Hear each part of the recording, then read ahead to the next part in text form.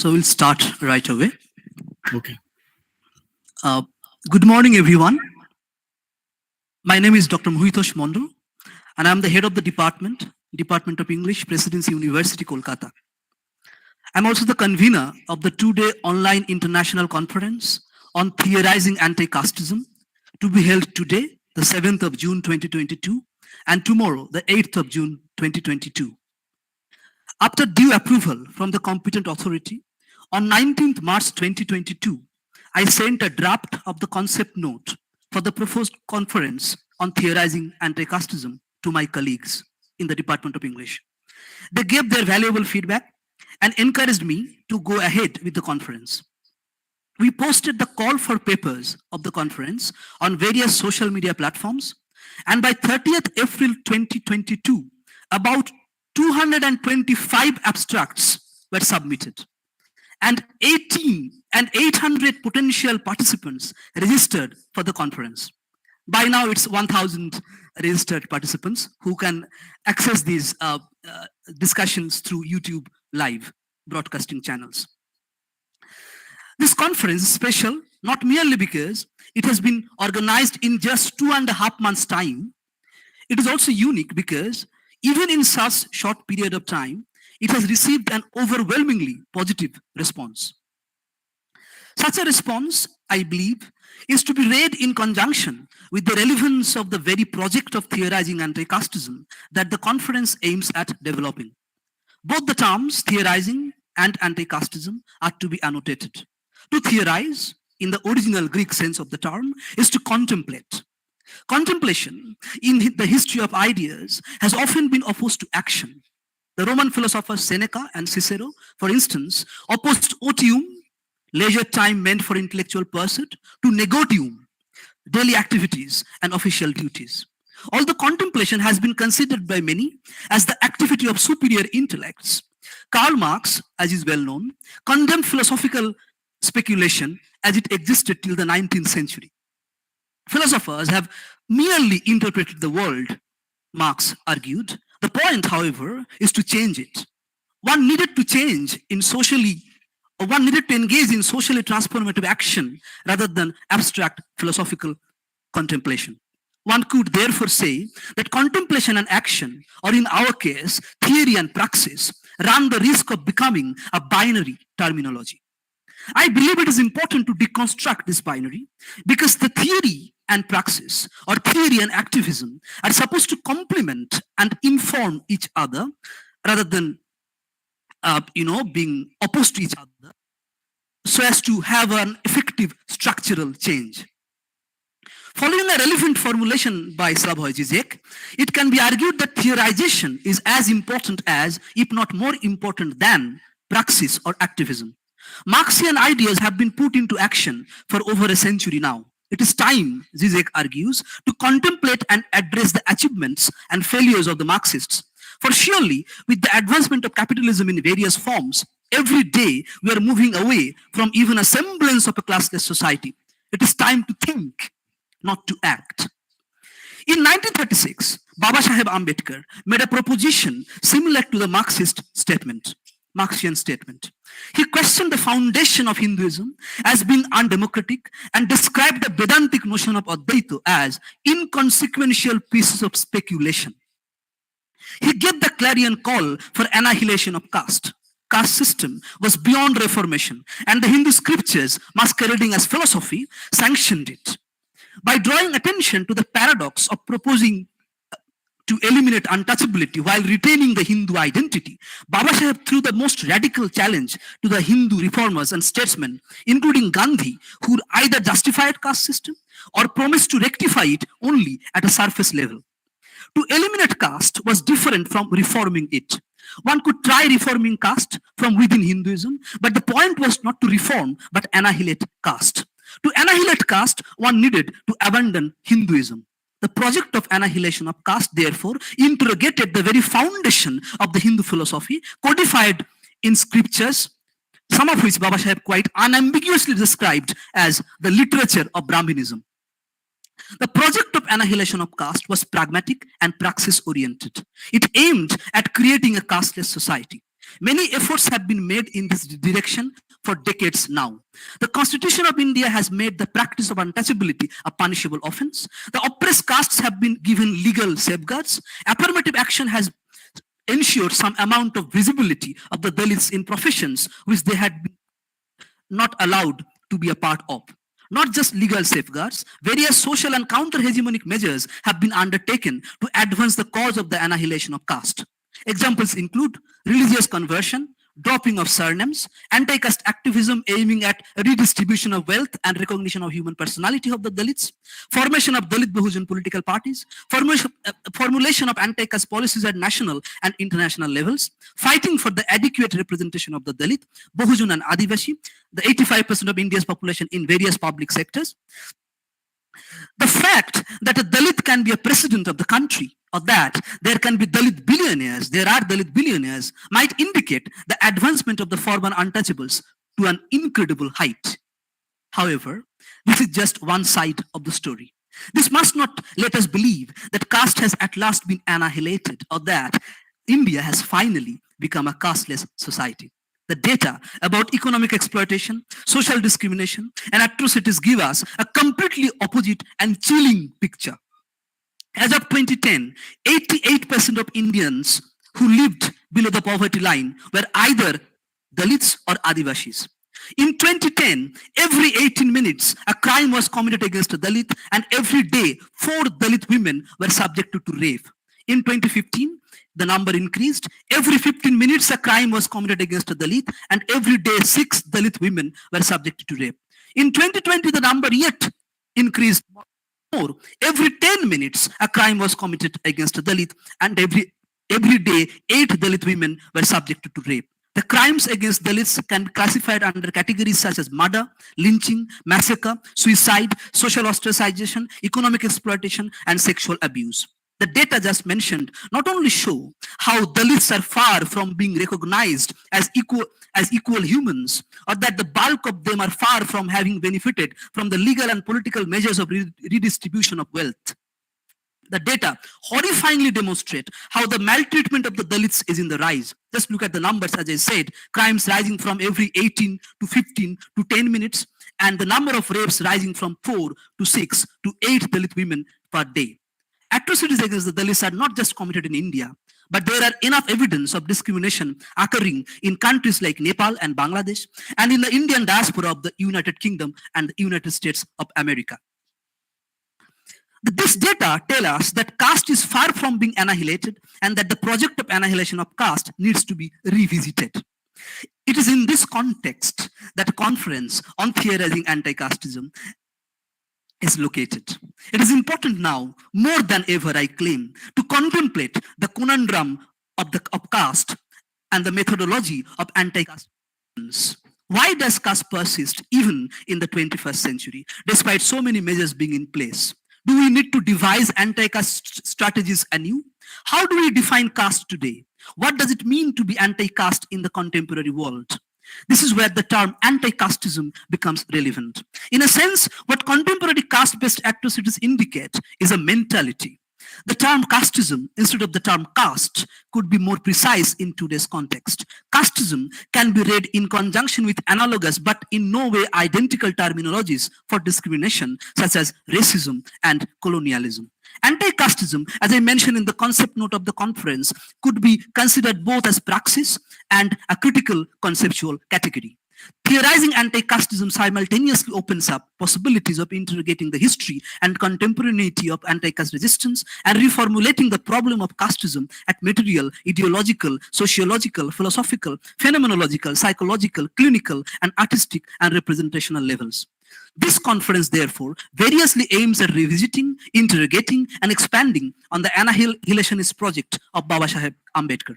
Wide variety of thinkers have already initiated the theoretical project of anti-casteism. The works of Gajendran, Ayyathurai, who is going to deliver the keynote today, on critical caste studies, of Professor Meena Dhanda on philosophical foundations of anti-casteism, of Gopal Guru on theoretical Brahmins and empirical Shudra, of Kancha Ilaiya on Dalitization, of Shushrut Jadhav on casteism as psychological ethnocide, of Balmurli Natarajan on culturalization of caste, of Shailaja Paik on Dalit women's double discrimination, of Anand Teltumre on theorizing Dalit movements, caste atrocities, as India's hidden apartheid, and Suraj Yangre, many shades of Dalits, among others, are used as points of reference in this conference. In fact, this conference not only engages with these thinkers, but as you can see, some of them will be presenting their ideas directly to us. It comprises a total of 104 papers distributed across 26 parallel sessions, which is huge.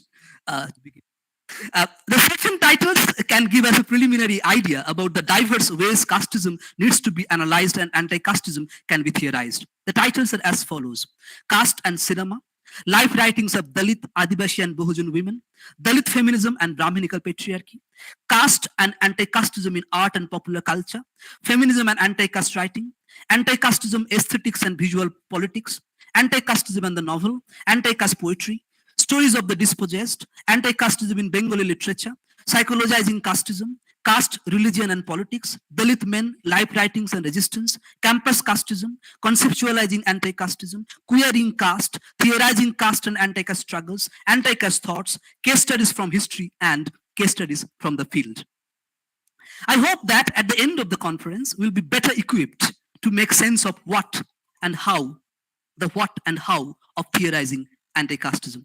With these few words, a lot of words I should say, on behalf of the Department of English, Presidency University, Kolkata, I welcome all of you, our keynote speaker, panelists, chairs, presenters, and the audience to what promises to be an immensely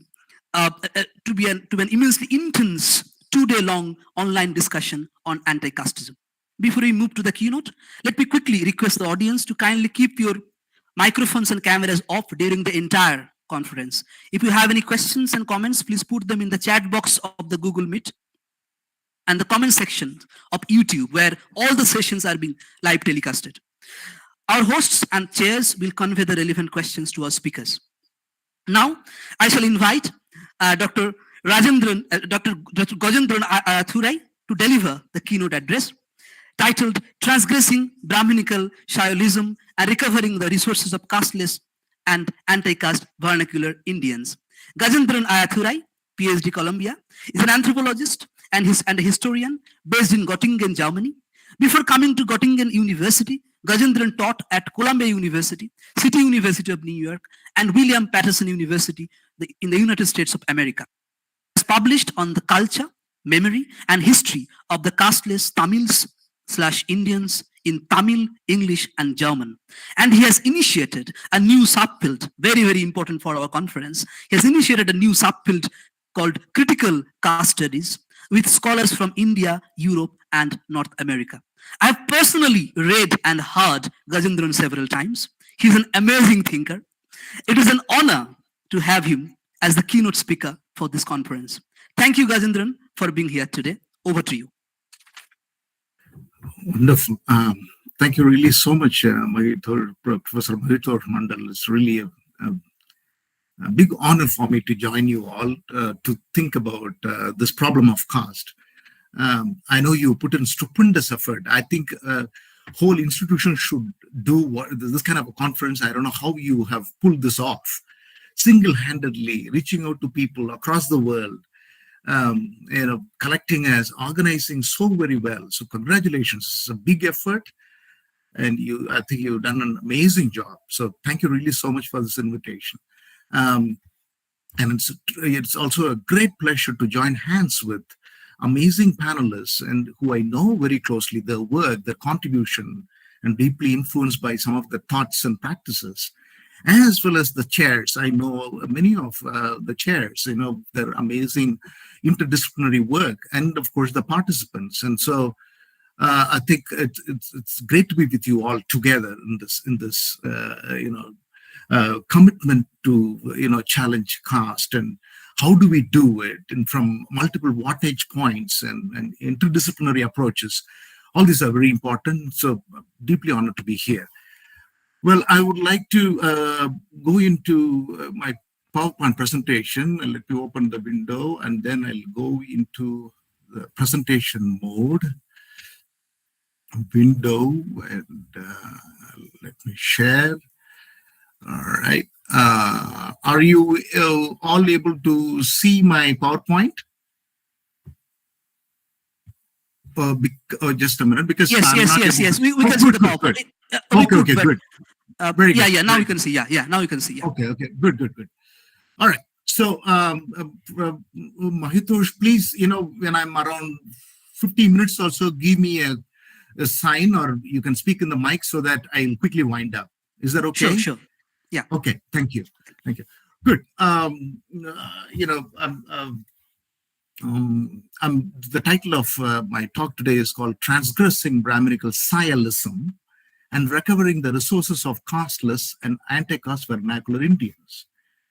The plan for my talk is this. First I'm going to, of course, many of you know these terms, but I thought I will simply recap. So I'm going to talk a little bit about terminologies, and then I'll talk about what I call Brahminical Scialism and its entrenchment in the civil societal, state, and academic aspects. And vis-a-vis what I call this Brahminical Scialism, how there has been a challenge, a transgression of the Scialism has been going on through a deep resistance embedded in casteless identities, languages, cultures, and histories, locally and globally. That's very important for us to understand. The deep resistance against caste is not anymore just India, it's across the world. I have some data to share with you. To understand the problem of caste and given the failure, I use the word failure, of humanities and social sciences, to grapple and expose the problem of caste and casteism, I always write, like Professor Mahitosh Mandal said, caste / casteism is no way different. They are the same. So I'm sort of, based on my disappointment and the failures of our humanities and social sciences, I, along with friends, have embarked upon critical caste studies. I'm so very honored that Professor Mahitosh Mandal is taking some of these ideas very seriously in much more rigorous way than I thought. So thank you so much for that. So critical caste studies as a paradigm shift, how could it help us to challenge casteism, Brahminism, Brahminical Scialism, and through the vernacular resources? I'm going to talk about that a little bit. And out of all this, like true to what Professor Mahitosh Mandal said, not just contemplating, is there a way to indulge in some concrete action towards annihilation of caste? Could happen, how could that be? That's what I'm going to talk about in the next, after that, learning from the casteless and anti-caste Indians, how there could be new protocols of teaching. How do I teach casteism in the class? How do I do research? How do I publish? How do I recruit? How do I, do anti-caste, casteless ethical transformation? So all this I'll talk and finish there. And of course, I do this collectively with a we feeling, right? All of us are together in this, brothers and sisters. That's how I look at you, all right? We are here. The problems of such as race, caste, and gender and class aspects, we have to come together to change. No single individual can do that. Let's be very clear. So with that we feeling, I'm here. Please don't mistake me. In any way, I'm not trying to hurt anybody's feeling or something. We are together to interrogate and reject and annihilate racial problems, caste problems, gender problems, and class issues. And because of this, Professor Mahitosh Mandal has brought us together in this amazing effort. I think he's done very thoughtfully in many ways, including emphasizing our first name alphabetically, not the last name. We don't need a Bourdieu to tell us how the last name has been a cultural capital for the privileged groups, right, of Indians, flaunting their caste through their last names. I think we need to really question and reject, even in our writing. And Professor Mahitosh Mandal has been very particular about emphasizing the first names. I noticed that. And of course, he's brought us together from across the world. There are friends of mine, professors. Professor Vinicius from Brazil is probably here. It's midnight in Brazil. And people from UK and elsewhere in Europe, they got up early. I think they have joined us. So I'm so very glad about this local, global we feeling to grapple with this problem of caste, gender, and race, and class issues. Because Professor Mahitosh Mandal has given us this energy and brought us together, I dedicate my talk to you, Professor Mahitosh Mandal. It may have some flaws, please bear with me, but I'll try my level best to be rational and objective. That's an honor. Thank you. Thank you. Thank you for the invitation. I really appreciate it. Okay, let me get into the terminologies. Brahminical Sialism. What do I mean? Some of you may be familiar, but let me go into a little bit. Sialism comes from the noun sialus. That means one who engages in misleading and specious knowledge. That is actually wrong. So I hold on to something wrong, I fabricate and project it as a knowledge that you all have to accept.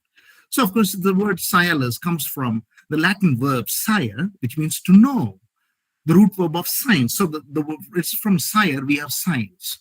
So sialism is a negative word. That's misleading, specious knowledge is called sialism. That's how I use it here. Brahmin, of course, all of us know, but I want to illustrate a little bit. Brahmin refers to exclusionary identity. The moment I say I'm a Brahmin, I exclude you all as non-Brahmin. I put you down by birth.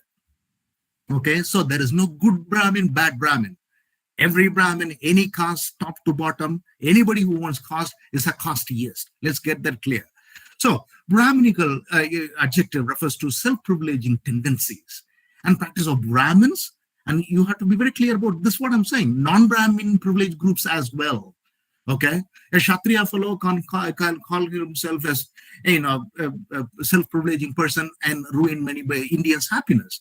So that guy too is a Brahminical person, right? So that way, Brahminical adjective I'm using both for Brahmins as well as non-Brahmin self-privileging groups and whoever is mirroring such tendencies in India and abroad.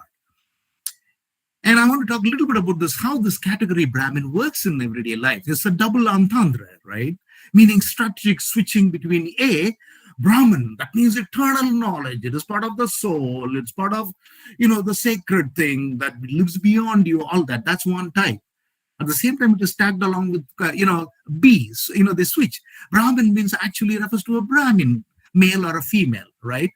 And so they happily claim the mythological fantasy peddled as real, everyday Brahmin in everyday life, right?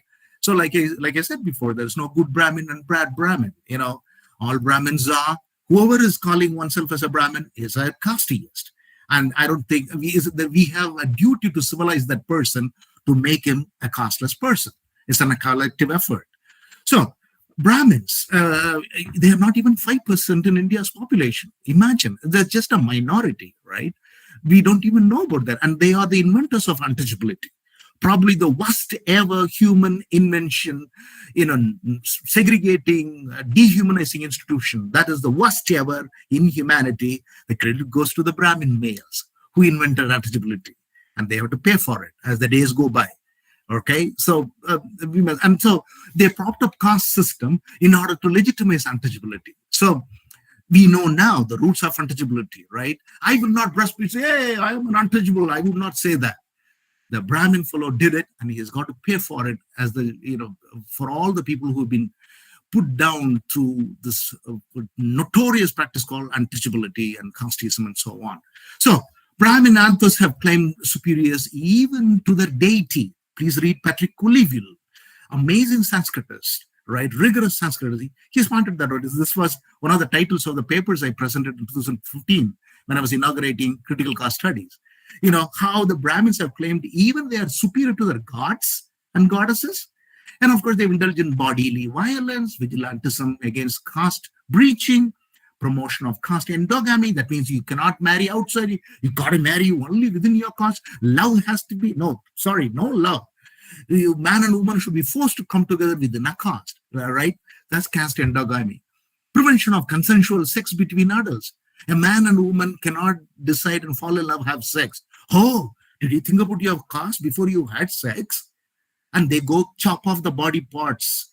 And the Brahminical forces have to be questioned on all this. This violence still goes on, as Professor Mahitosh Mandal pointed it out.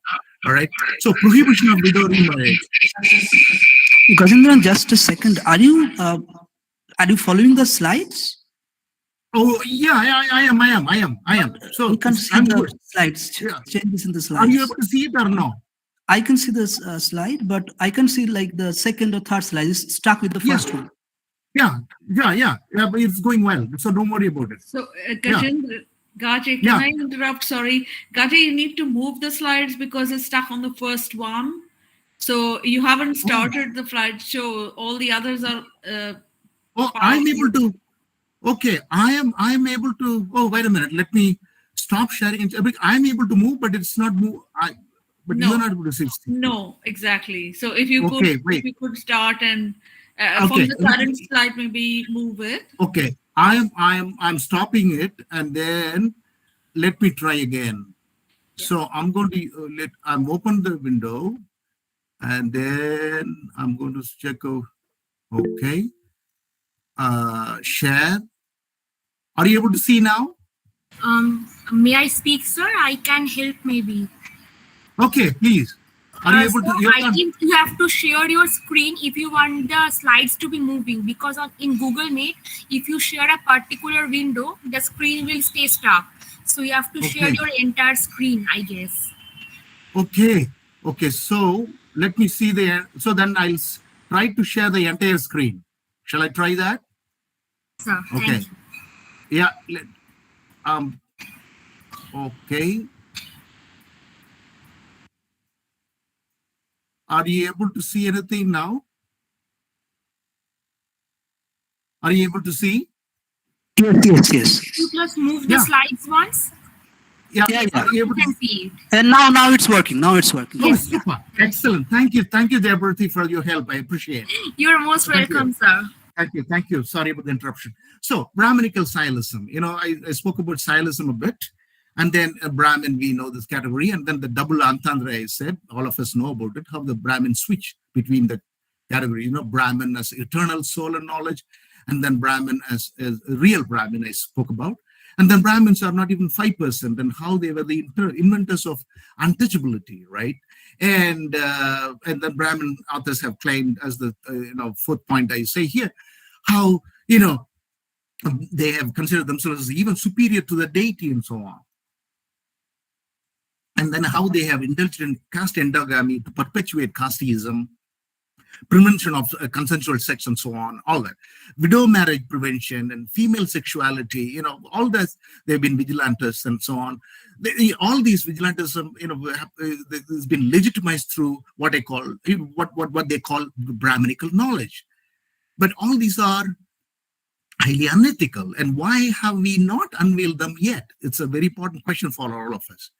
So considering the casteism of Brahmin authors, texts, and practices, I argue, this is very crucial for my whole presentation, so I would request your attention. I argue, literally, wherever Brahmin identity, Brahmin power, Brahminical exclusivism and discrimination are upheld, they are all based on what I call Brahminical Sialism. Okay? But that is peddling species knowledge. That is actually wrong, right? Exclusionary. That's what I mean by Brahminical Sialism. That is, they are only knowledge pretensions meant to segregate, mislead, and perpetuate institutions and practices of specious knowledge claims, which are wrong, unethical, and irrational. So, and that, all these Brahmin Sialists, right? So somebody who pretends having knowledge is actually a Sialist. So these Brahmin Sialists have been legitimized then and now via what I call three modes of caste enforcement: civil, societal, state, and academic institutions and practices. Let's see a bit about each one of them. Now, this is then my next slide. I would like to examine a little bit about how the civil societal entrenchment of Brahminical Sialism and Brahmin Sialists has happened. That entrenchment. Yeah. A quick theme for me here is Brahminical Sialism and science. That's what I am highlighting here, right? What has happened to, how the pretenders of Brahminical knowledge have engaged with science. The Brahminical Sialism about astronomy, for instance, is aptly and succinctly captured by Richard Fox Young. All these slides are going to be based on references, right? I'm going to elaborate through these references, as rigorously as possible. So Richard Fox Young, historian and Sanskritist, in his essay, quote, receding from antiquity, Somnath and the failure, please note the word failure of the second generation of science in Malwa, circa 1850. So I'm using this piece of Young. Young criticizes Gyan Prakash formulation. What did Gyan Prakash say? Indian and European science as incommensurable knowledges.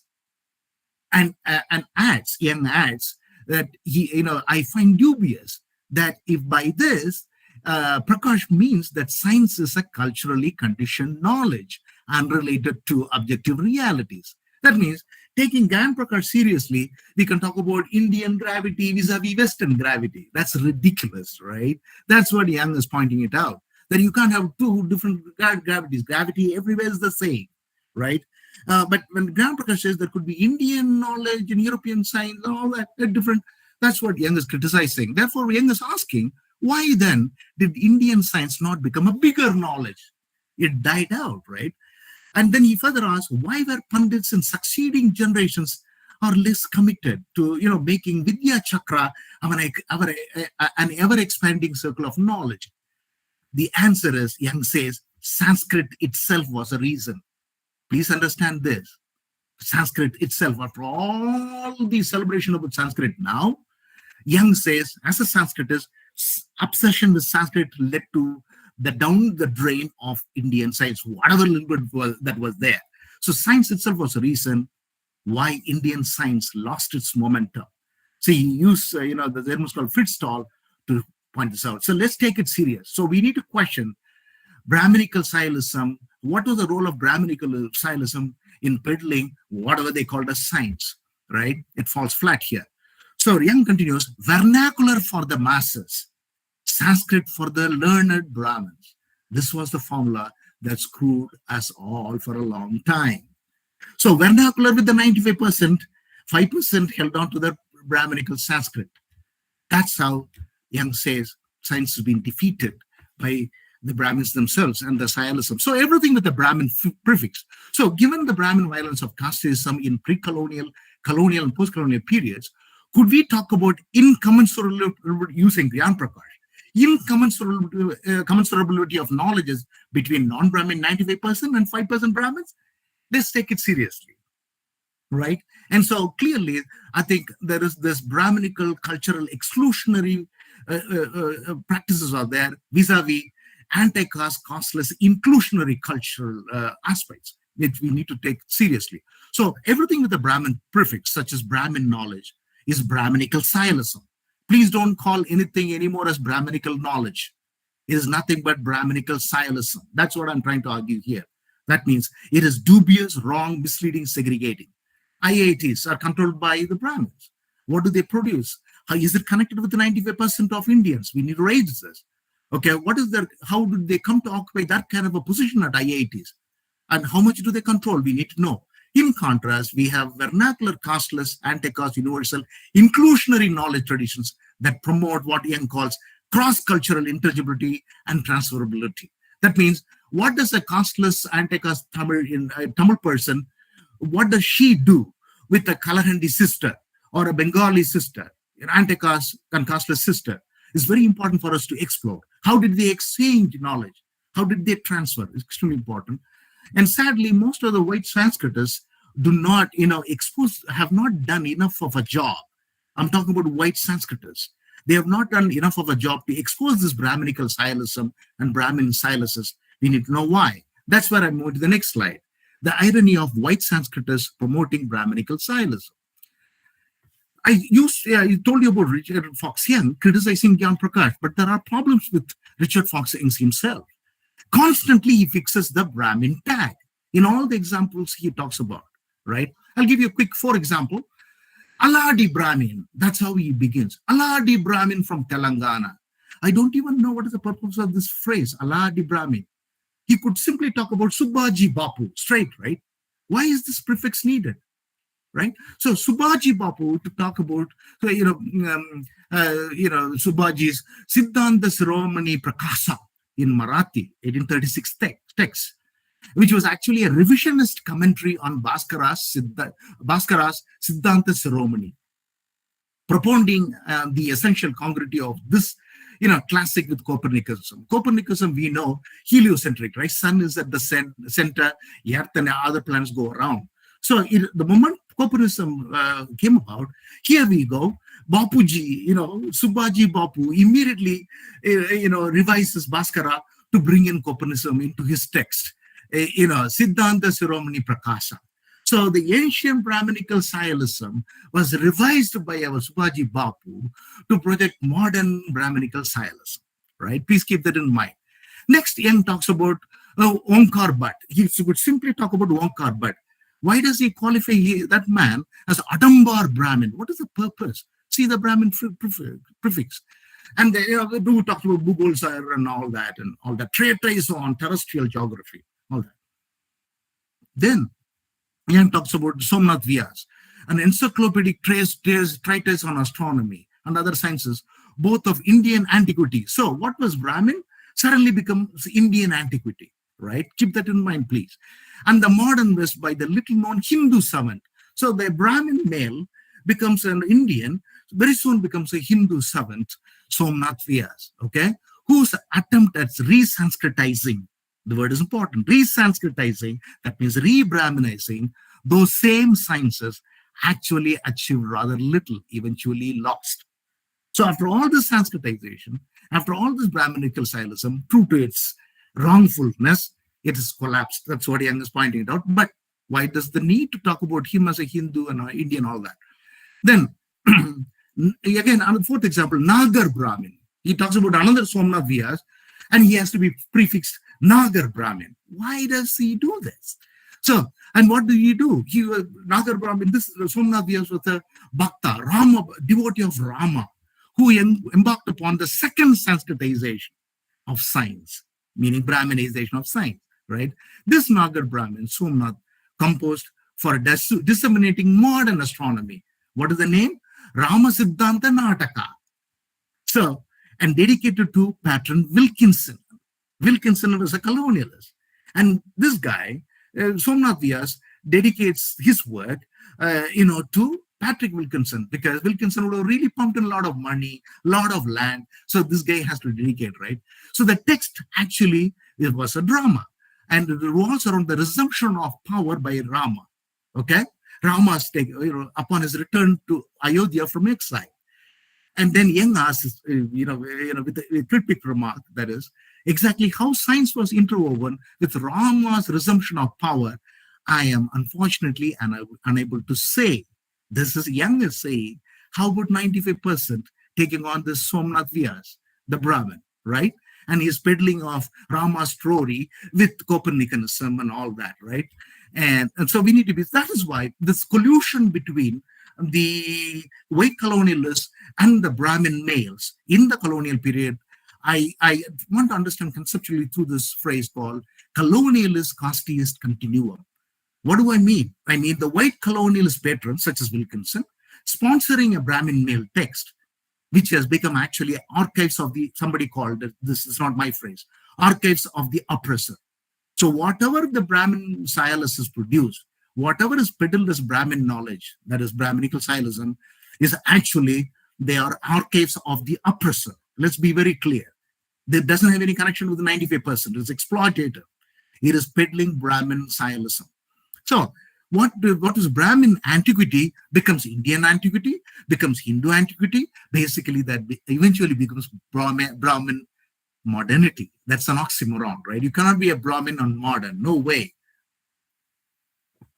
After all this multiple Sanskritization is only a failure, as Young says, okay?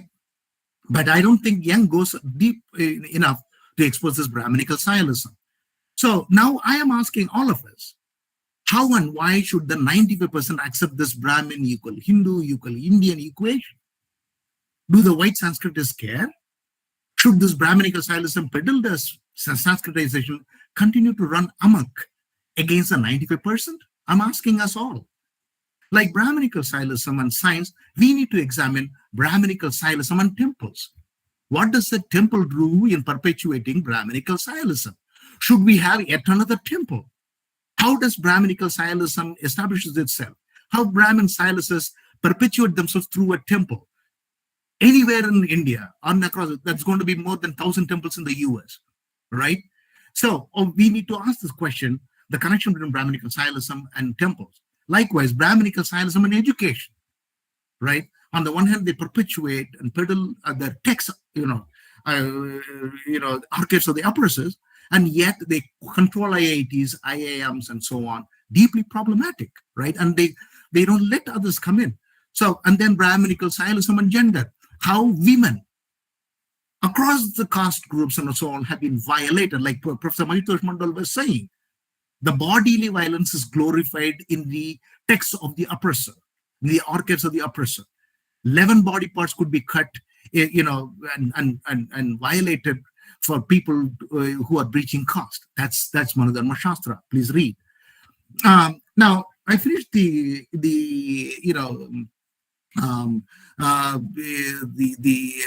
everyday life, civil societal aspects of Brahminical Sailism. Now I move to the state entrenchment of Brahminical Sailism. We all know about Bernard Cohn and the census, the great piece, right? And in that piece, Bernard Cohn says, the little attention is paid to the culture of the colonized, the culture singular. He says the impact of Western thought on Indian culture singular, should be understood, all that. But unfortunately, he goes into examining, rightly so in some ways, the Bengali. He narrows down to Bengali intellectuals, right? Bengali intellectuals are writ large subcontinentally as doyens of Hinduism and Indian culture. Look at this example. The clippings are from Bernard Cohn. The Bengali intellectuals, meaning Bengali, Bendro, Badalog intellectuals of the 19th century, sensed that there is some quintessential Hinduism. This is 19th century. Bengali Badalogs come together, especially Brahmins, sit together and put together a Hinduism, quintessential Hinduism, and that is, encrusted with a lot of dirt and so on, superstition, unhealthy Christians, so we should be purified. And so 19th century, they're inventing pure Hinduism. And thankfully, one or two guys, Bengali intellectuals, found this as hypocritic. And one writer puts, I quote Bernard Cohn here, this writer, Bengali, there are those who believe one way and practice in another way, who celebrate the puja in the morning and dine of veal, cutlet, and sausage in the evening. By the way, veal means baby cow. So our Bengali Badrolog intellectuals in the 19th century were happily killing, cows and eating the cutlets and sausages in the evening. I'm sure with great single malt whiskey and so on, would have gone along, right? This is 19th century. Now the same fellows are going after our Muslim and Christian brothers and sisters in Bengal and lynching them. So look at the contradiction. 19th century, thankfully Bernard Cohn is exposing this, how Badrologs were indulging in cow killing and eating, but when others do the same, it is deeply anti-Hindu, anti-Brahmin, all that, right? Please understand this. And again, this Bernard Cohn's piece, we have Jawaharlal Nehru. He talks about Jawaharlal Nehru. He says, Jawaharlal Nehru says, India clings to me, and as she does to all her children. Really? We'll see. What does cling to our Prime Minister, first Prime Minister, Jawaharlal Nehru? Behind me lie racial memories. Wow, racial memories of 100 or whatever number may be generations of Brahmins. This is our first Prime Minister. So I say, our honorable first Prime Minister upheld Brahmin racism. He upheld Brahmin caste and Brahmin casteism. And he didn't want to give it up. Okay. Thankfully, I think Professor Malini Ranganathan is perhaps here, and other scholars from across the world, they have put together this amazing special edition exposing racism, racialization of South Asia. Please have a look at it in the journal, in the journal Ethnic and Racial Studies. So our first Prime Minister was clearly a Brahmin racist. Our first Prime Minister was clearly a Brahmin casteist. Do we know about it? It's from Bernard Cohn. Let's think about it. That state entrenching Brahminical Sailism. This is Brahminical Sailism. And our first Brahmin Prime Minister was clearly a Brahmin Sailist. All right. So let's go into Brahmin Sailism and the resolution. I know the British guys didn't have a clear understanding of caste and race. They needed help. And who did they resort to? Look at this Risley fellow, census commissioner. He was consulting a large number of Indians. Again, unfortunately, Bengali Badrologs. Look at the last names. Ray, Sen, Chatterjee, Boshu, Dwyer, and so on. These are the pioneering Indian consultants for the British fellows. You see what I mean by colonialist casteist continuum? Risley depended on the Badrulog Brahmins, the Bengali Brahmins, and the Bengali Badrulog happily supported the white colonialists. All good. So the race and caste, they come together, screw up the 94% of Indians. Let's understand. Thankfully, we have texts like Ranabe's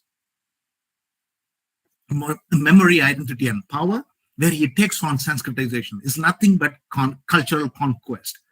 M.N. Srinivas fellow wanted to call this Brahminization, and he switched it to Sanskritization.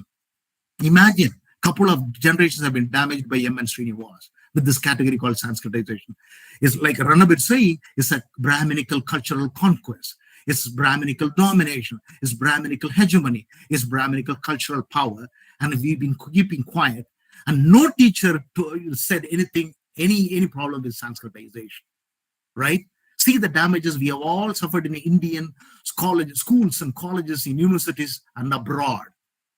Please understand this. To substantiate what I'm saying, Ranabir's again text, the Oriya Brahmins. Look at the politics of temples. This is what I meant, right? Brahminical Silism in temples. This is Ranabir saying the politics of temples. Oriya Brahmins took control of temples. The moment they took control of the land, everything falls in place. The cultural division.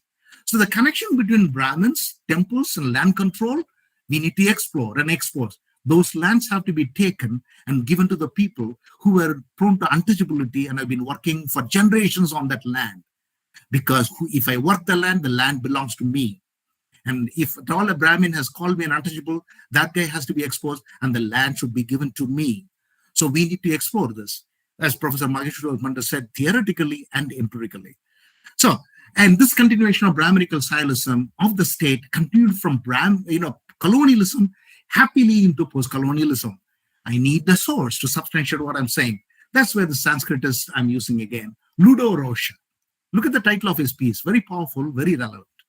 Did the law of Shastra give Indians justice? What a beautiful title. In other words, did the Shastras give justice to us, the Indians? Note, please note the title. The time is open-ended, interconnecting pre-colonial, colonial, and post-colonial periods. I salute the Sanskritist Ludo Rocha, even as I critique a large majority of white Sanskritists who have peddled Brahminical Silism then and now. But definitely Ludo Rocha is an exception. Why do I say this? Look at Rocha talking about Macaulay. Macaulay was celebrating Hastings, the first Governor General of Bengal, 1773. We know that. And Macaulay celebrated Hastings as the first foreign ruler who succeeded in gaining the confidence. Whose confidence? Confidence of the hereditary priests of India. So Hastings became Governor General and a fantastic ruler only because of the Bengali Brahmins there. And Hastings induced them to lay open to English scholars, right? Urging the Bengali Brahmins to lay open to English scholars the secrets of the old Brahminical theology. Whose theology? Brahminical theology. Could this theology be 95% theology? Please explain, please debate in our next 2 days conference, Theorising Anticasteism. 95% don't belong to this Brahminical theology and jurisprudence. Note, Macaulay celebrates Hastings promoting Bengali Brahminical Silism and Brahmin Silesis. All these are references based. That's why I put it in quotes. These are not my words, And then he goes on, Rocha says Hastings' law of the Shastra. This was actually Dharma Shastras interpreted by the commentators. Who were the commentators? Brahmin males again. And they were the main sources of Hindu law in the Anglo-Indian courts. So what the Bengali Brahmins did, what the Indian Brahmins did, became part of the Anglo-Indian courts, screwing up the lives of 95% of Indians. And therefore, Ludo Rocha agrees with Derek to say, in Bengal. So I've not been fabricating. I've been talking about the Bengali Brahmins. Here you go, a quote. In Bengal, unfortunately, Hastings and his contemporaries, in particular Colebrook, William Jones. Jones was the one who established Asiatic Society in 1784 in Bengal. Let's get that clear, 1784. So Colebrook, Jones, and their successors were gravely misled This phrase, gravely misled, hit me hard. That's how I arrived at the concept called Scialism, Brahminical Scialism. So what these guys, the Bengali Brahmins who have been misleading, became Anglo-American, Anglo-Indian court jurisprudence, and we were all the victims of the system. Who should we hold responsible? Should we hold responsible? Leave it to you to debate. And imagine these Brahmin Sialists have influenced Weber, Dumo, on all of them, right? Dumo's Homo hierarchicus, nicely, it's all based on Indology and Brahminical Scialism. Is there anything good? I'm not sure. Please debate. So the final statement of Ludo Rocha. Anyhow, the Shastra became the source of civil law of Hindus. Imagine, for Hindus. Can you believe this? The Shastra became for all Hindus. And therefore, and it should not be interfered with by the British and all that. Imagine it is even post-independent India has been impacted with this. Ludo Rocha stops with the 1950s. How about now? Have we freed ourselves from this Brahmin, Scialism, Brahmin Scialists, their misinterpretations, their misleading, as Ludo Rocha says? Have we? It's time for us to critically engage with our constitution to see how it is embedded in Brahminical Scialism, and because of the generous help of Brahmin Scialists. So I stopped there regarding the state entrenchment of Brahminical Scialism and Brahmin Scialists. Now I move into academic entrenchment of Brahmin Scialism and Brahmin Scialists. Again, based on reference, I'm arguing here. I want to be clear about this, based on references. I use Peter Gafka's work, India and the European pessimistic tradition. Gafka talks about multiple Sanskritists. You guys will be surprised to hear this. Listen to this quote. Paul Hacker, a Sanskritist, as many of you would know, pointed out Schopenhauer's misconception. Schopenhauer was one of the greatest German thinkers of the 19th century who fell for Hinduism, basically Brahmanism. So Schopenhauer's misconception of the basic formula of the Upanishads, Tattvam Asi. So had a misunderstanding and made a bad indologist of Paul Deussen. So Schopenhauer's influenced Paul Deussen, the Sanskritist, who visited India in 1898 to talk about Advaita, by the way. So what did Paul Deussen do? Paul Deussen, for his part, taught Schopenhauer's idiosyncratic understanding as age-old Indian wisdom to Vivekananda. Again, the Bengali connection. So Vivekananda owed a lot to Paul Deussen, who owed a lot to Schopenhauer's misunderstanding. They all depend on Brahminical Scialism. What did they do? Vivekananda, finally, we know that he went to America, who in turn presented, all this misinformation, all that, helped to create what we call Neo-Hinduism. So Vivekananda played a crucial role to create what we call Neo-Hinduism. Probably we should use, I don't know, right? See how recent? This word was not even popular in the early 20th century. And we all, Vivekananda played a very vital role in propagating it, both in India and abroad. So Gafka clearly exposes this international local connection, and all of them based on, therefore, Scialism. And I continue the quote of Gafka. Gafka continues, it is no doubt necessary for us to know the exact amount of knowledge or information. That again hit me. It is not knowledge, it's misinformation, Peter Gafka says. That's when I thought this is Brahminical Scialism about India. So it's not knowledge about India, all these guys indulged in, misinformation about India, about 95%, which filtered down via translations and surveys into the Western mind. So we need to really take Brahmin Scialists to task seriously, okay? The 95% has been fooled for long. Let's get that clear.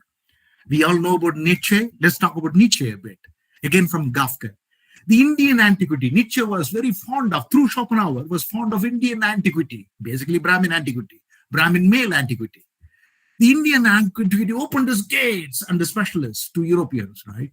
And the Europeans do not have any other relations to this great Indian antiquity than a beast has to harp. So all the Europeans was dubbed as beasts, and the Brahminical antiquity was celebrated as the musical instrument harp. So Brahminical Scialism is turned into a harp. Who did it? Nietzsche. Pathetic. Let's talk about Sigmund Freud. Many of you are specialists in Freud. I'm not. Let's get to know a little bit about Sigmund Freud. I quote Gafke again. Not only 17 quotations from the references of Schopenhauer's person and work can be found in Freud's writings from 1900 to 1933. The claim has also been made that the underlying structure of psychoanalytic theory is basically identical with Schopenhauer's philosophy. So Freud's psychoanalytical theory in a big way owes to Brahminical nihilism, brothers and sisters. Okay? That is, Schopenhauer's and Freud's samsara concept as sex drive, desire for death, has captured the world, Kafka says. So, Brahminical nihilism circulates. How? I'm tracing that now, how the Europeans got to know about Brahminism, when, and so on. So, Brahmin males of the 17th century influenced European white males, who in turn influenced Bengali Badralogs, who in turn went to America to influence Americans, who in turn influenced Brahmin males and females in India and the West. So global Brahminism is complete, is here and now, I argue, only because of Brahminical nihilism. And Brahmin nihilists continue their stranglehold. So the 95% have been subjected to what William Hapfers calls epistemic subjugation, what the feminist Miranda Fricker called, epistemic oppression. So 95% of Indians have been prone to Brahminical nihilism's attack. Epistemic subjugation, epistemic oppression. Okay, look at the phrases. All these Brahmin nihilists have been upheld as Brahmin intellectuals. Learned Brahmin is a phrase of Gayatri Spivak in this notorious piece called Can the Subaltern Speak? I disagree with her. Okay, she uses the phrase on page 98, learned Brahmins. How could she do this? Okay, and then Brahmin system. That's Radhakrishnan, the great Indian philosopher. He used the phrase Brahmin systems to perpetuate his own Brahminical nihilism. By the way, S. Radhakrishnan was a plagiarist. He stole, Yadunatha Sinha's text and published as Indian philosophy in the 1920s. He was to be jailed, and the settlement was outside Kolkata court because of the Brahmin collusion. Please read. In this S. Radhakrishnan birthday, we are celebrating as Teachers' Day in India. So a plagiarist's birthday is shamelessly celebrated by only one country in the world, that's India. It's time for us to interrogate. Probably the photos of Radhakrishnan should be taken out from the parliament, and statues should go away, because we don't want a plagiarist to be an exemplar. Please think about it. Please debate. Is this an outrageous question? Exposing the Brahminical nihilism of these folks. I leave it to you to debate. I'm raising this based on the references. So, because of all this fabrication, I find Indian, the humanities as a failure. They have not exposed Brahminical oppression. They have not exposed Brahminical civilization as Brahminical nihilism, right? So we need to really question where do we look for the new alternative ways? So we need to think about, that's where I moved very quickly and stop, vernacular casteless Indians, right? They have been challenging, they have been transgressing Brahmin. You need to transgress, you need to challenge Brahminical nihilism in order to annihilate caste, and people have been doing. We are not the first. Let's not arrogate ourselves. For generations of our foremothers and forefathers have been doing. Quickly, I'm going to talk about them a bit. Take, for example, Ayyathurai on December 7th, 1910. That's 112 years ago. In the magazine that he published for 7 years, The Tamilan. He was anti-caste. Therefore, he created a phrase called the Tamil. It's like saying the Bengali, no Badralog, no last name. I am just a Bengali. I'm just a Tamil, anti-caste and casteless Tamil. That's how he arrived at the title called The Tamilan, the Tamil, right? He published between 1907 and 1914. There, one of the articles he took on, look at this piece that he wrote on December 7th. It is said that Hinduism is unrelated to caste. Stops. The title itself explains. And he takes on the gods like Brahma and Krishna, Manudharma Shastra, Godman Sankaracharya. He rips into Sankaracharya in a big way. All these guys, they betray their caste obsession, right? A large majority of Indians are aware that Hinduism is supported by caste. So he was speaking for the 95%, speaking with the 95%. He is speaking of the about the 95%. They knew but we were muted, we were silenced. It's not the subalterns, can the subalterns speak? We have been silenced. We better know that. And he criticizes temples, how the temples, people are not, 95% are not allowed, right? So the attack on temple has been there for long, 110 years ago, 12 years ago, even before, right? So we need to talk about that. And he talked about misrepresentation of reality and all that. He exposed that, the caste oppression. Now he took on directly on Hindu identity and criticized and rejected by saying, like, like our Prime Minister Nehru, who talked about Brahmin race. Look at Tas taking on Aryan identity head on, right? He said that no, the Aryans self-ghettoize themselves. Self-ghettoize themselves, okay? But also other and segregate multiple Indian communities. He spoke for Muslims, he spoke for Christians. You're going to see that very soon. So he clearly saw Hindu identity as a fabrication of Brahminical Silism and Brahmin Silism. Brahmin coming together to victimize 95%. He saw that, the racial caste connection. So he raises these questions. These are his questions, not mine. Who was a Hindu? Where was he born? Where did he grow up? What are his compassionate ethics? And this is very important for me. Has he ever contributed to the betterment of any nation? That's an ultimate attack on Brahmin silences, right? So it clearly means, therefore, there is no caste-free Hindu. It's an oxymoron. You cannot be a Hindu and casteless. No way. He exposes that. Hindu and casteism, they go together. All right. So therefore, he provincializes Brahminism. Puts aside, and then this is very clear. He calls Hinduism as evidences religion.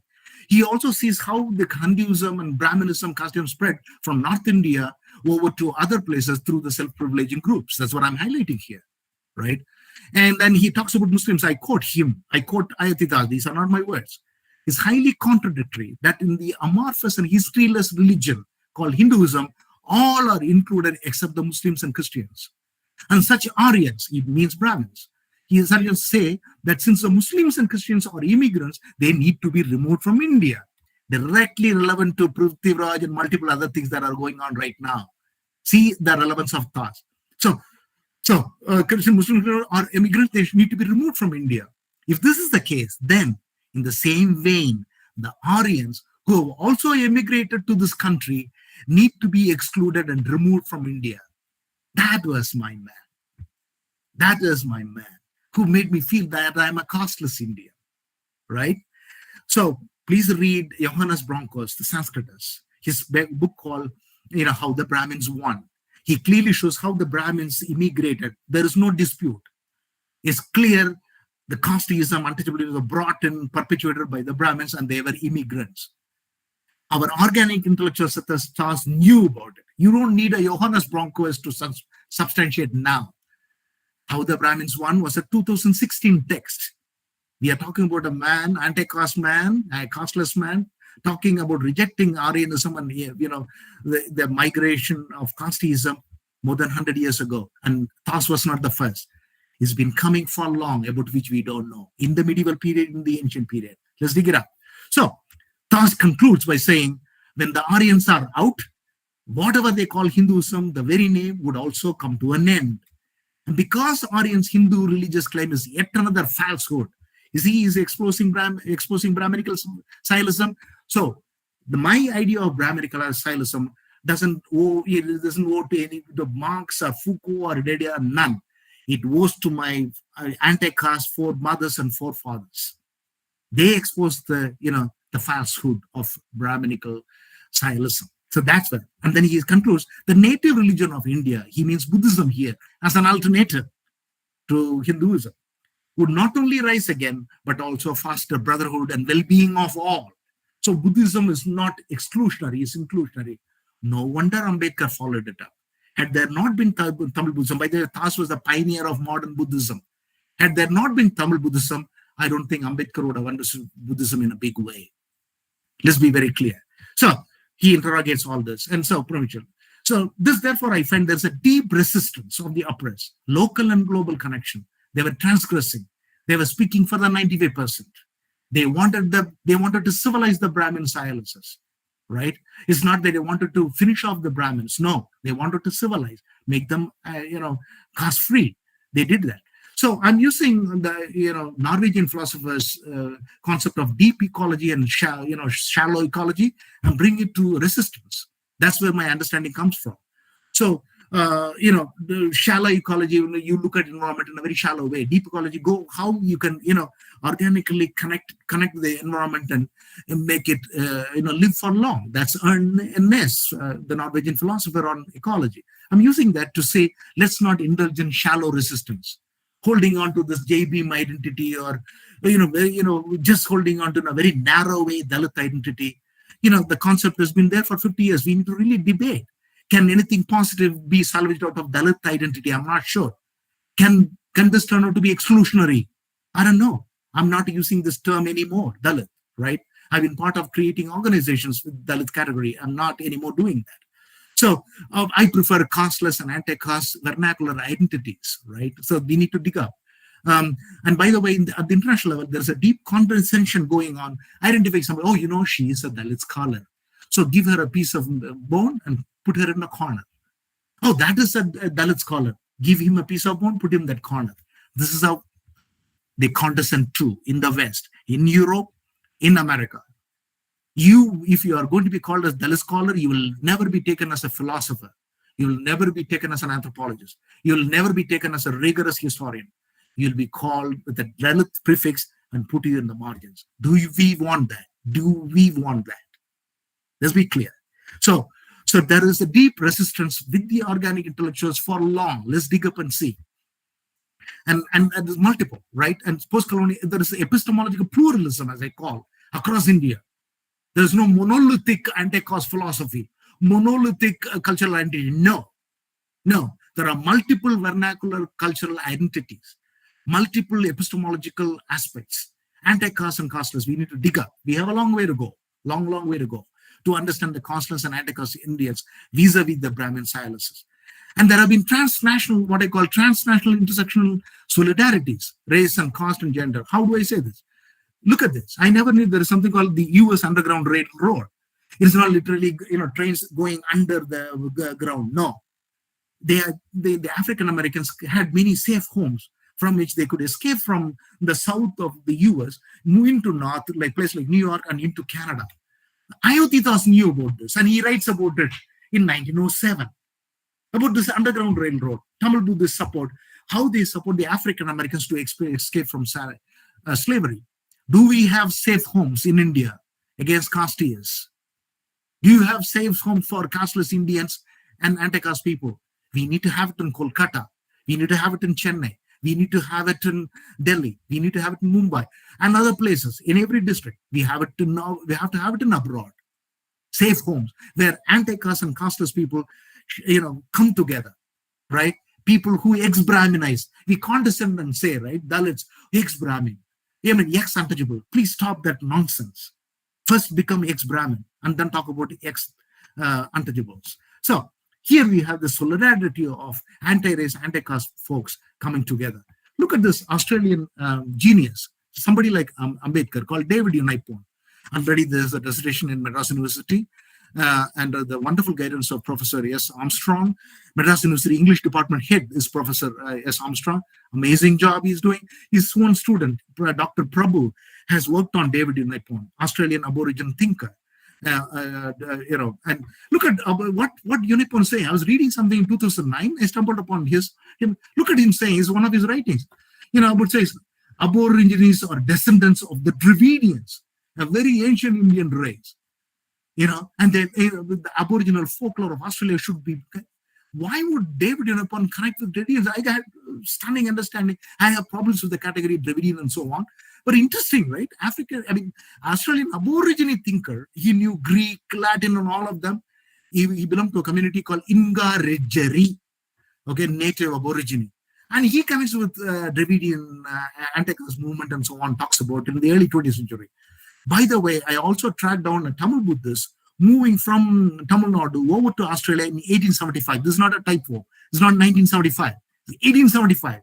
And this guy sponsors a movement called the Non-Caste Dravidian Industrials Limited. Look at the title, 1908. The non-caste. That's what I mean by casteless and anti-caste. The Non-Caste Dravidian Industrials Limited, 1908, people who were dubbed as pariahs, traveling to Australia, mobilizing funds and creating this organization. By Brahminical Sialism and Brahmin Sialists better understand our organic fathers and mothers have been resisting casteism for long. You guys don't know about it. We better start doing it now. Okay? All right. So people have been immigrating against caste. I have published this, some of you know. From 1830s, people have been, it's not 1875 the Australian, the Tamil Buddhists who went in 1875. People have been moving even from 1830s.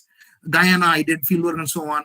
And, by Indian, we know about the Indian cricketers. By the way, all these people, Carl Arvind, Soni Ramadin recently passed away, Alvin Kalicharan, Rohan Kanhai, Ramesh Sharvan, Simran Chandrapal, Mohendra Nagamutu, all of them are descendants of who we call untouchables and Shudras. Their forefathers had gone to work the sugarcane fields. Brahmin fellows can't do this work, right? People who've been working the land, they knew the skills of sugarcane, how to cultivate. So our great Indian cricketers from West Indies, they were all descendants of the most marginalized communities. Let's get that clear. So I traveled from, literally from here to over to the Caribbean, and I moved out to a hot place. I moved around in some of these countries. I didn't know anybody, just landed up there. And literally, I took the flight from Germany, landed up and connected with one Indian after the other. Basically to understand whether Indians migrate, can they give up this damn thing called caste and be just human, be just casteless Indian? This was my urge to understand. And because Tas says people were taking the Tamilian and then spreading in the Caribbean and so on, I'm yet to track that, but I have a good understanding now. There are definitely anti-caste and casteless Indians in the Caribbean, about whom we know little. Look at this monument. This was established in memory of 1838 movement of Tamils and others into Guyana. This was, this monument, if you look at clearly the bodies, if you look at the last man, supposed to be a Tamil man. I'm a first generation school goer. It's very emotional for me. First generation school goer, and I come from farming family and the Smith family. So I can sharpen a sickle. I can sharpen an axe. So clearly this is one of my forefathers who went to Guyana, right? So these are the other Indian foremothers and forefathers who were taken away, never to come back. This morning, when you go to Guyana, please go to Burbis and see this. This is Sangili Karupan, a god, Tamil god, in Guyana, Georgetown. My god has to be like me. I'm a dark, handsome fellow, right? So the god has to be like me. And the chain refers to rebelliousness against casteism and racism. And they are the casteless and anti-caste Tamils they celebrate. The cricketer Mahendra Nagamutu is a descendant of the marginalized community. He calls himself the Guyanese Tamil. So Sangili Karupan in Guyana, I couldn't see that in Tamil Nadu. And this is Kali Mai. Imagine the contrast in Durga Puja in the Badurlogs do in Bengal. Nasty casteism displayed, right? And in contrast, you have Kali in a different way in Guyana. This is Pandit Parasuram Samaru, amazing priest. If you go, you would sit along with him on a level playing field and discuss things. He was such a genius, very generous, gave me good meat and so on. They cut goat and all that. That's how they celebrate all these gods. They also have a Christ in the corner, if you notice. Christ and Muhammad, symbolism and so on. They are eclectic, interracial. So, in order to make this, failure of Indian sciences, Indian social sciences and humanities, I think we need a paradigm shift, critical caste paradigm shift. So we need to dislodge Brahminical Sialism, Brahmin Sialists, and engage in, this is more important for me, engage in epistemologies of the oppressed, right? Vernaculars of we need to know the languages of the people. If I want to know a Bengali Muslim sister, I better know her name. I got to be with her. I have to stand behind her. I have to know her lingua franca, right? They're colloquial. So that's where her knowledges are, right? So vernaculars of the oppressed. Positive subjectivity, identity, culture. Does the name Dalit give any positive? I'm not sure. Please explore and debate, right? Whether a Dalit prefix can give a sister a positive identity, positive culture, inclusive. Please debate. So we also need to take organic intellectuals seriously, and also discursive and non-discursive traditions. Discursive means verbalize. I verbalize now. But like Professor Mahitosh Mandal was saying, what did the oppressed Indians create? Their hoes, their crowbars, their seeds, their vegetables, their fruits. Every Brahmin swallows a food that is connected with people who he attacks as untouchable. Every mouth of his food, right? And then it's filled with so-called the untouchables knowledge traditions, right? Should we take it up seriously or not? So you need to have the non-discursive aspects also, where a sister may not speak from Kalahandi, may not speak, but she has rich knowledge. That's what Vasudeva Sunani, the existing writer based in Delhi, she talks about Kalahandi sisters' knowledge skills. Please read Vasudeva Sunani. For me, Vasudeva Sunani is an anti-caste thinker from Orissa. He talks about non-discursive traditions. We need to take it seriously. Okay, this cosmopolitan aspects, local and global. How do I say all this? Look at this Rajanayagan. This is the text in German. Just 10 days ago, 15 days ago, I landed upon this text. It's in German, published in 1860s, which also talks about Rajanayagan. This guy was a casteless and anti-caste Tamil. What is the period? 1700. He was an anti-caste Tamil, engaged with Germans and Europeans in the 1720s and 1760s. We know only a little about Rajanayagan. I've published a little bit. I'm going to write more about it. Recently, I found a German text on Rajanayagan that was published in 1860s. Please don't underestimate anti-caste and casteless Indians, Tamils, Bengalis, Rajasthanis. They have a lot to contribute. We have failed. It's high time we make a paradigm shift. So, like Professor Mahitosh Mandal, this is my last slide, sorry. Professor Mahitosh Mandal, like I said, let's not only contemplate and stop there. We need to have action. We need to have caste-free alternatives. I have something, please, to share with you. Please debate. I don't have a full understanding yet, but I'm sharing with you. We need decasteization. We need de-Brahminization vis-a-vis as an antidote to Brahminical nihilism. And we also need to think about very seriously about reparation. That means how the Brahmins who have deprived us through the concept of untouchability, they owe a lot to their property, their land, their wealth, everything to the most oppressed communities. Because the water, the land, the labor, bodily violence, all of them have gone on to the people called untouchables. We still are forcing Indians to clean our toilets by calling them untouchables. And I want to start thinking about reparation. How do you pay back to the untouchables, so-called untouchables, that you guys have been benefiting a lot for long? It's time we talk about it. Teaching.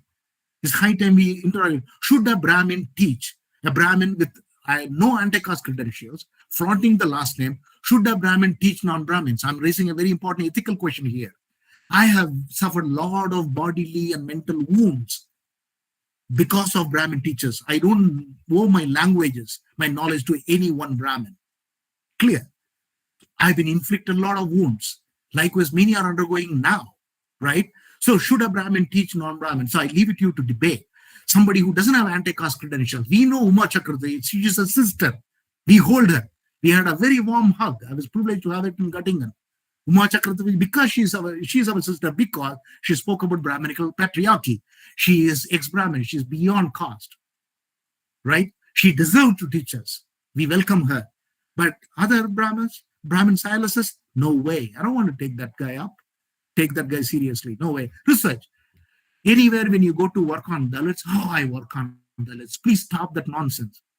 Have you ever published against caste? Before you condescend to Dalits, please publish against caste.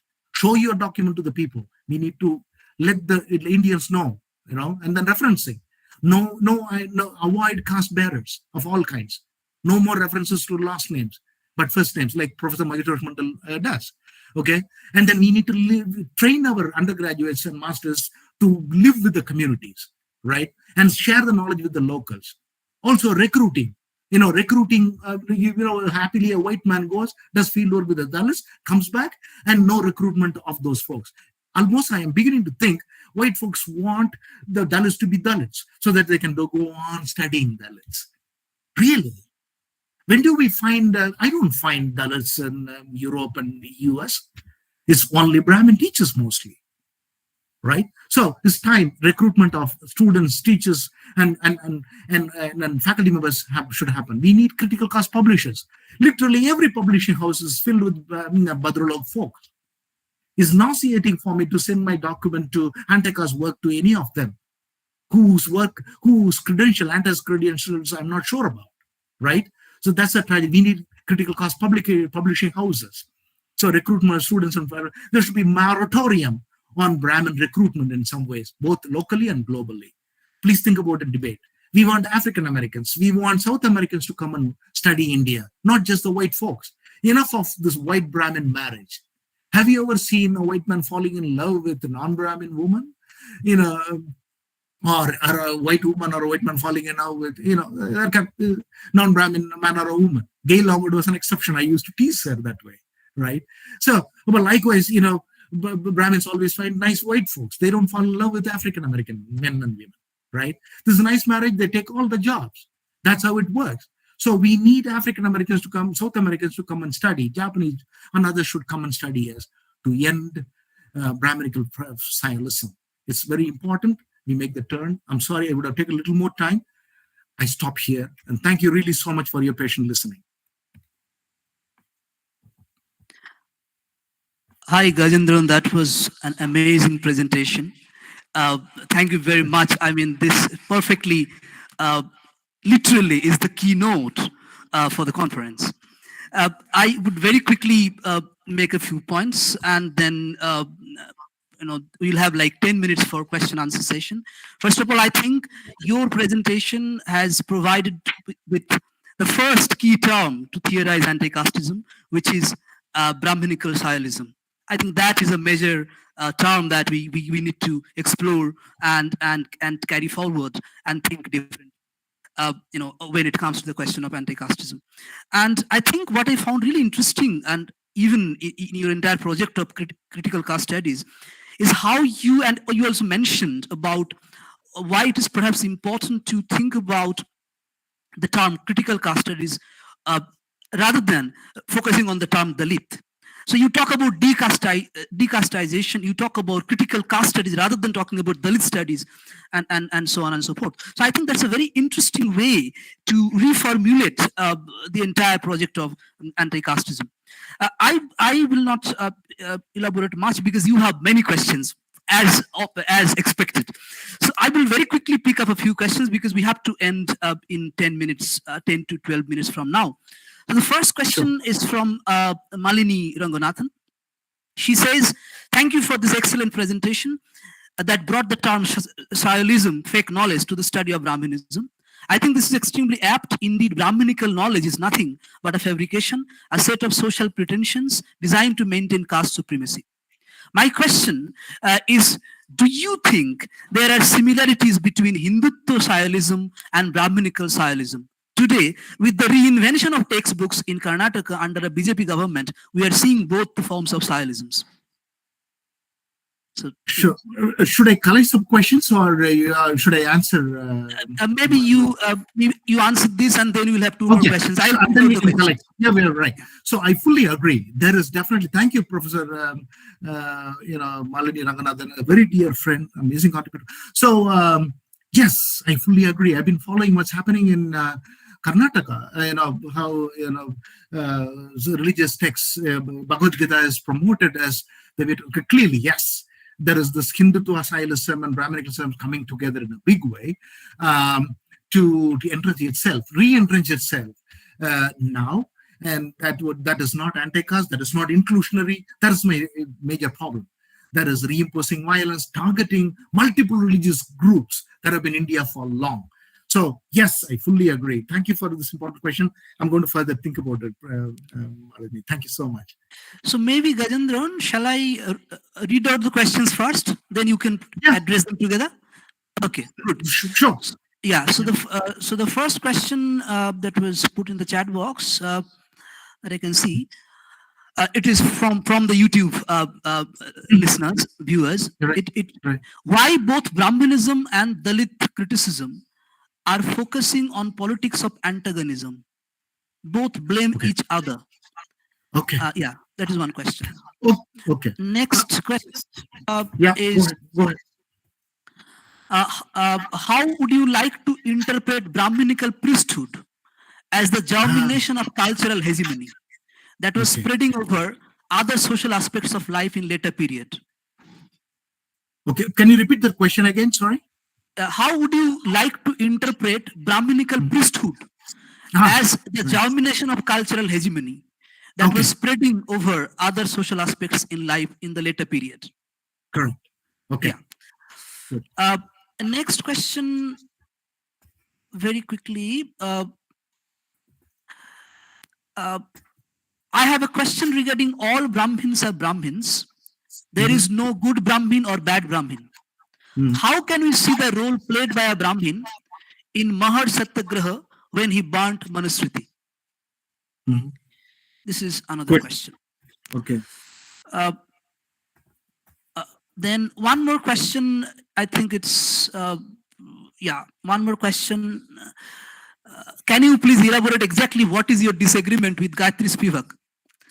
Okay. Particularly, can the subaltern speak? With reference to can the subaltern speak? Okay.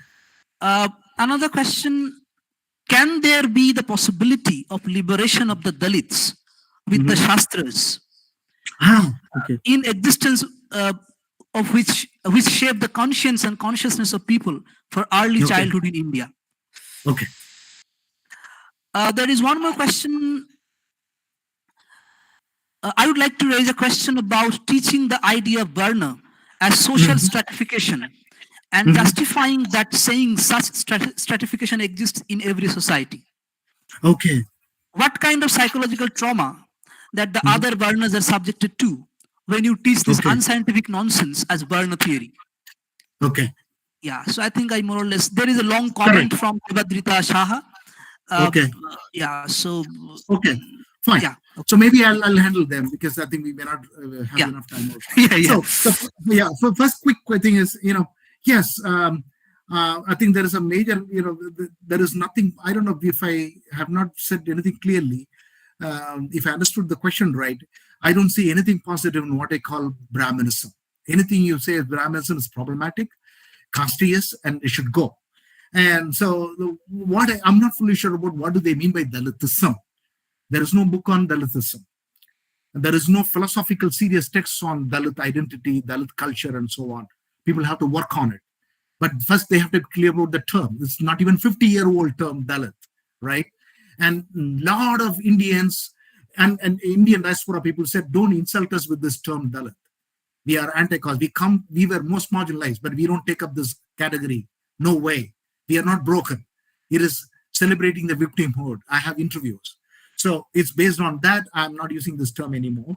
And so Brahminism and Dalitism, they are, both the terms, one term is very clear, is negative. The other term, I'm not fully sure. We need to explore more, right? I'm not thoroughly on what is called as Dalitism. But clearly I see Brahminism is a problem that has got to go. And then, Brahmin priesthood spreading Brahmin's priesthood has been the fountain, most of the priests have been also Brahmin silencers, arrogating themselves in, knowledge and imposing, dominating in temple and beyond the temple, right? They were considered as semi-sacred, right?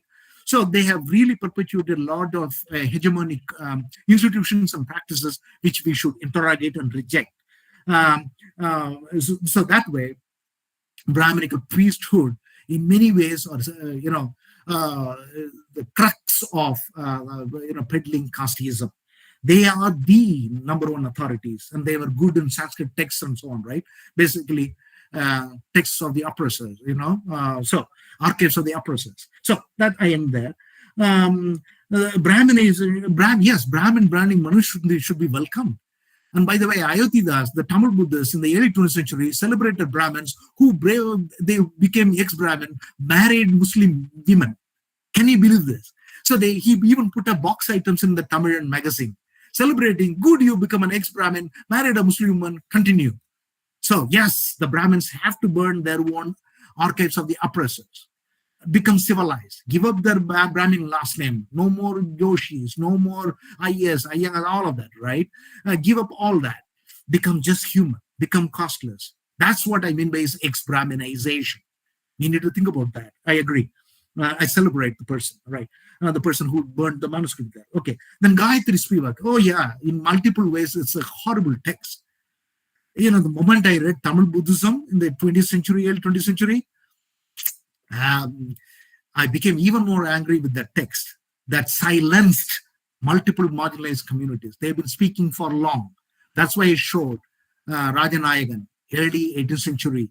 He's been speaking against Europeans, against Brahmin silencers, fought his way. That's why I speak after 312 years. I'm sorry, 322 years later. Can you believe this? So Gayatri Spivak doesn't, another tragedy. No one anti-caste person has taken the text seriously. It's a joke. It is a joke. Please do tell her if you are her friend, right? So it's a joke. And she used the phrase Brahmin, learned Brahmins, highly insensitive. She will repent her for the rest of her life for using that phrase. That was a great Freudian slip. I stop there. Liberation of Dalit Shastras. I've been arguing about, right? Shastras are nothing but, texts of Brahminical Sialism. And you want liberation of Dalits. The untouchability comes from Shastras, comes from Vedas. And you are trying to find some solution out of this archives of the oppressor. Get out of here. Come on, civilize yourself. No way, right?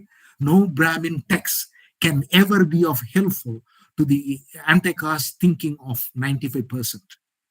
We have to move out of Brahmin Sanskrit text to annihilate caste. There is no solution whatsoever. Let me emphasize very clearly. Brahminical Sialism and Brahmin silences are not our sources anymore. All right. So Varna common, Varna structure and all this, but Varna is birth-based. We all, in this group right now, all of us have been inflicted with birth-based division. If we all stand naked, all our bloody body parts are the same. But we've been insulted by our body, by our birth. Right? So that way, Varna is deeply embedded in color, as it is racism.